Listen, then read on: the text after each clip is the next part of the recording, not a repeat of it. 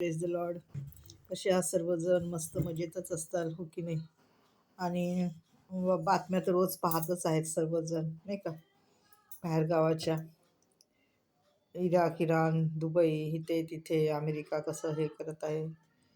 तर सर्वांनाच माहिती आहे, देव संकट पाठवतो. देव सर्व काही करणारा देव आहे आणि निवारण करणारा पण देव आहे.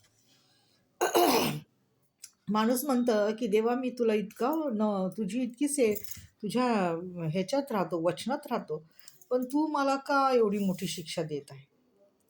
मी एवढा चांगला वागतो, सकाळी उठल्यापासून रात्री झोपेपर्यंत मी तुझं नामस्मरण करतो, पण तू मला इतका त्रास का देत आहे? मलाच त्रास का? माझ्या डोळ्यात अश्रू का आहेत?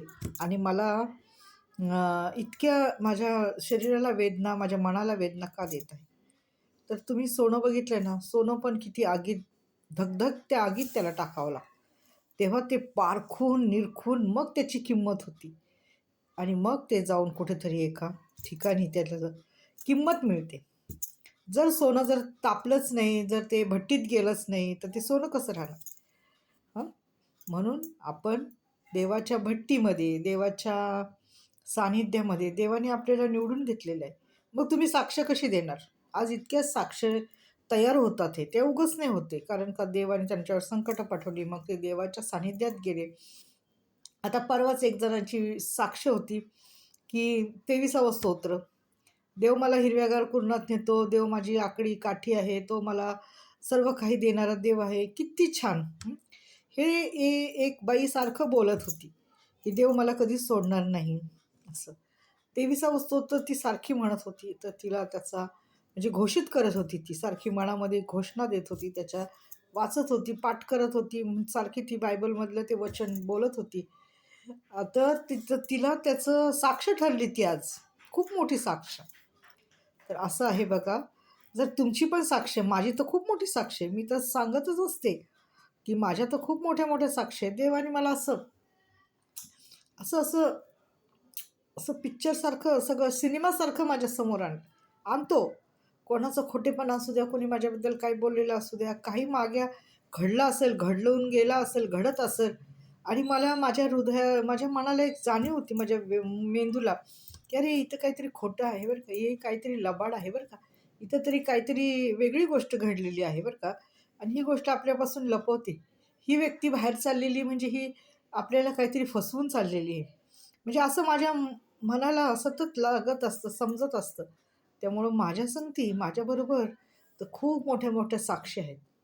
आणि मी आज जे राहते, जे सगळं काही सण करते, तर माझा वारसा तो आहे ना. तो जो उगवतो ना, तो कोणालाच उपाशी राहू देत नाही, का तो कोणालाच असं म्हणत नाही. सूर्य म्हणतो का की अरे हा गरीब आहे, ह्याच्यावरच उजेड नको, हा श्रीमंत आहे, ह्याला 100% उजेड नाही. तो उगवतो, तो सर्वांवर सारखाच उगवतो, गरीब असू, श्रीमंत असू, त्याच्याकडे काही भेदभाव नाही आहे. तसंच देवाकडं आहे. देवाकडं पण काही भेदभाव नाही आहे. आज तुम्ही दुःखात आहात, आज तुम्ही रडत आहात, तुमच्या डोळ्यातून अश्रू येतेच, पण उद्या तुमची ती टेस्टिमनी होणार आहे, साक्ष होणार आहे की देवा, मी इतका दुःखात होतो आणि आज माझे दिवस इतके पालटले, असे झाले, तसे झाले. हे तुम्ही सर्वांना सांगता. जशी मी सांगत आहे तसं तुम्ही सर्वांना सांगता. हे एवढं मात्र खरं आहे. त्यामुळं दुःख आलं, संकट आले, निवारणारा येशू आहे, प्रभू आहे. त्याच्यावर बोलायचं, बघ तुला कसं वाटते ते, तुला योग्य वाटत असेल तर तू कर चांगलं, मी काय सांगणार तुला, हो की नाही? प्रत्येक गोष्ट आपण सांगायची नाही, तो आहे करणारा विधाता, आहे ना. तो सगळं सांभाळून घेईल. त्याच्या चरणापाशी लीन झालं ना, तो सगळं आपल्याला शक्ती देतो, सामर्थ्य देतो, बुद्धी देतो, आणि तोच आपल्याला सगळ्या संकटातून बाहेर काढतो. एवढं मात्र खरे. फक्त विश्वास ठेवा, माणसावर नका ठेवू, वरच्यावर ठेवा. तो आपला विश्वासघात कधीच करणार नाही.